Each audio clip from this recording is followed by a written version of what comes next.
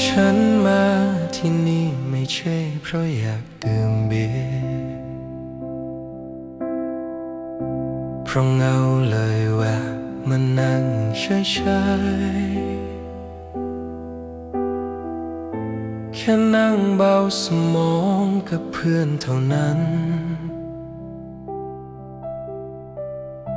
ถ้าใครไม่ชอบก็อย่ามองกันดื่มวันนี้ไม่ใช่ติดเบียร์เพราะรักจากไปใจแตกสลายหลับไม่ลงเพราะยังคิดถึงเลยดื่มเบียร์เพื่อช่วยลืมได้บ้างที่ฉันไปโปรดทั้งเหนือทั้งใต้ไม่ใช่ว่าฉันอยากอวดเก่ง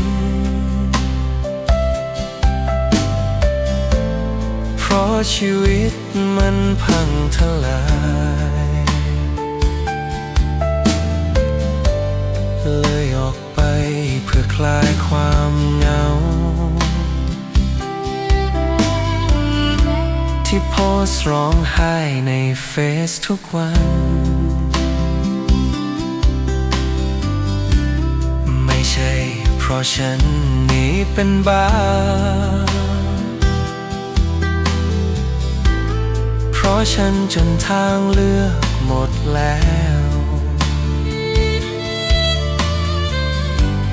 หมดหนทางแล้วเหลือแค่น้ำตาที่โพสต์รูปลงเฟซทุกวันไม่ใช่ว่าฉันอยากอวดตัวเพราะชีวิตฉันมันพังยับเยินแค่โพสต์เพื่อเตือนอย่าทำเหมือนฉัน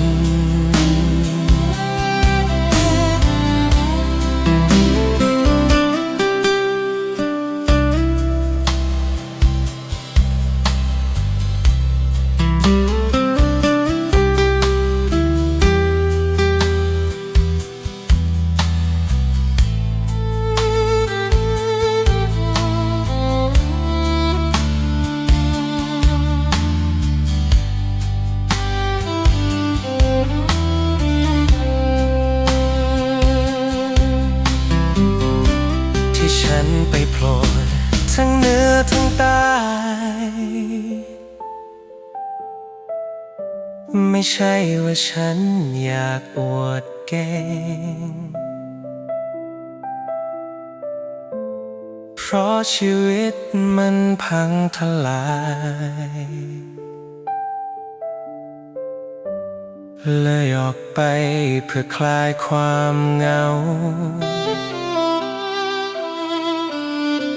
ที่โพสต์ร้องไห้ในเฟซทุกวัน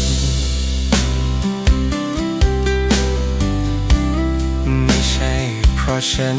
นี้เป็นบ้าเพราะฉันจนทางเลือกหมดแล้วหมดหนทางแล้วเหลือแค่น้ำตา